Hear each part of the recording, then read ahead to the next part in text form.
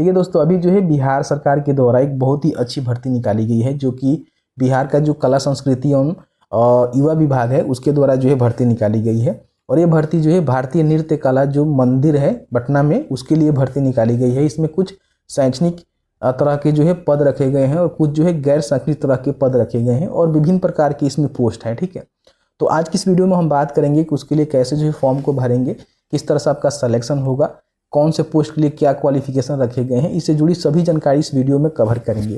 तो please video शुरू से अंत तक लेकर जरूर देखेंगे और वीडियो थोड़ा सा भी अच्छा लगे तो प्लीज़ वीडियो को लाइक करेंगे। तो चलिए आज का वीडियो शुरू करते हैं। देखिए, जैसे कि आप स्क्रीन पर देख सकते हैं कि मेरे पास जो है एक ऑफिशियल नोटिफिकेशन है जो कि भारतीय नृत्य कला मंदिर पटना के द्वारा इसको जारी किया गया है।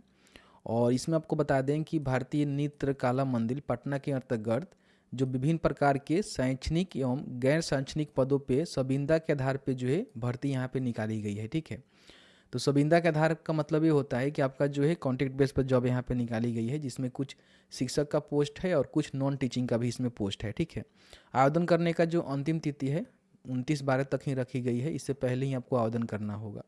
अब यहाँ पे हम पद की बात कर लेते हैं, जिसमें सबसे पहले हम गैर जो शैक्षणिक पद है उसकी जानकारी दे देते हैं। उसके बाद शैक्षणिक जो है पद के बारे में बात करेंगे।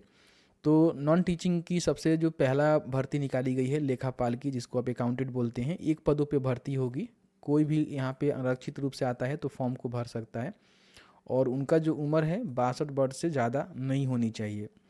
यहाँ पे बोला गया है कि राज्य सरकार या फिर किसी लोक उपक्रम कार्यालय से लेखापाल पद से अगर वो सेवानिवृत्त हैं और यहाँ पे स्नातक पास हैं कम से कम, तो फॉर्म को भर सकते हैं। यानी कि ये जो है सीधी भर्ती नहीं है, मतलब सीधी भर्ती है लेकिन जो सेवानिवृत्त हो चुके हैं उनके लिए है। ठीक है, प्रधान सहायक की भी एक पोस्ट रखे गए हैं जो कि 62 वर्ष से अधिक उनका उम्र नहीं होना चाहिए। और ये भी जो है राज्य सरकार किसी अन्य लोक उपक्रम कार्यालय से प्रधान लिपिक पद से सेवा निवृत्त हो गए हैं उनके लिए ही रखा गया है और उनका न्यूनतम जो योग्यता है कम से कम स्नातक पास होना चाहिए, तो फॉर्म को भर सकते हैं। उसके बाद यहाँ पे जो शैक्षणिक पद है जिसमें टीचर का पद है, आप देखेंगे यहाँ पे जैसे कि यहाँ पे अलग अलग जो है, जैसे कि नृत्य कला में जो आपका टीचर होते हैं, जैसे कि यहाँ पे देखिए बांसुरी का जो है शिक्षक हो गया, सितार का हो गया, नगाड़ा वाद्य का हो गया। इस तरह से अलग अलग जो है शिक्षकों के लिए यहाँ पे भर्ती निकाली गई है। ठीक है, जिसमें कई प्रकार के यहाँ पे शिक्षक हैं, 11 प्रकार के जो है पोस्ट इसमें रखे गए हैं, जैसे कि शास्त्रीय गिटार वाले शिक्षक हो गए।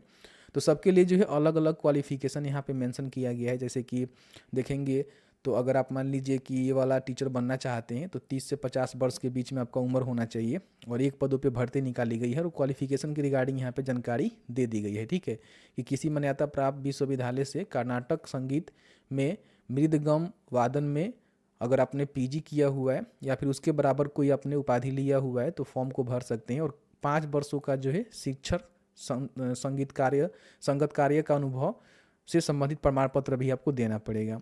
तो इस प्रकार से जो भी आप टीचर के लिए, जैसे कि सितार हो गया, नागड़ा हो गया, उसके लिए आवेदन करना चाहते हैं तो उसके सामने क्वालिफिकेशन दी गई है, एज लिमिट दी गई है, कितने पदों पे भर्ती है उसकी जानकारी आप चेकआउट कर लेना, क्योंकि सभी को यहाँ पे हम क्लियर नहीं कर पाएंगे, आपको एक बार इसको देखना होगा। ठीक है, तो अगर आप इस प्रकार के टीचर बनना चाहते हैं नृत्य में तो आप बन सकते हैं, आपके लिए अच्छा अपॉर्चुनिटी है। अब यहाँ पे हम बात कर लेते हैं कि इसका जो फॉर्म है ना ऑफलाइन मोड में आपको भरना है। तो यहाँ पे आवेदन पत्र आपको मिलेगा जिसमें किस पद के लिए आप आवेदन कर रहे हैं उसकी यहाँ पे जानकारी भरनी होगी। फिर यहाँ पे न्यूनतम जो है फ़ोटो आपको लगाना होगा और इस पर जो है सिग्नेचर भी आपको करना होगा। उसके बाद यहाँ पे पूरा नाम, आवेदक का पता, ठीक है, जन्म तिथि, उसके बाद उम्र, आधार नंबर, आवेदक के पिता माता का नाम लिखेंगे, फिर उसका शैक्षणिक योग्यता बताएंगे, अतिरिक्त कोई योग्यता है तो उसकी जानकारी बताएंगे, अनुभव है तो उसकी जानकारी बताएंगे और आवेदक का सिग्नेचर वगैरह वगैरह करके जितने भी इसमें डॉक्यूमेंट आप लगाना चाहते हैं उन सभी डॉक्यूमेंट को लगाएंगे। तो उसको जो है सेल्फ अटेस्टेड करके लगाएंगे, ध्यान रखेंगे। ठीक है, उसके बाद यहाँ पे आपका जो भर्ती होगा देख सकते हैं कि संविदा के आधार पे होगा। ठीक है, और अभ्यर्थियों का जो सिलेक्शन होगा इंटरव्यू के बेसिस पे आपका सिलेक्शन किया जाएगा, जिसके लिए नृत्य कला जो मंदिर है फ्रेजर रोड पटना में बुलाया जाएगा और वहीं पे आपका जो है इसका इंटरव्यू वगैरह वगैरह होगा। और ये भर्ती जो है तत्काल 2 वर्ष के लिए की जाएगी और कार्य आप सही से करेंगे तो आपको धीरे धीरे विस्तारित किया जाएगा। उसके बाद यहाँ पे कुछ और भी जानकारी दिए गए हैं कि नियुक्ता एवं अनुभव के आधार पर नियुक्त किए जाने वाले व्यक्ति बीच विहित प्रपत्र में एकरारनामा भी करवाया जाएगा।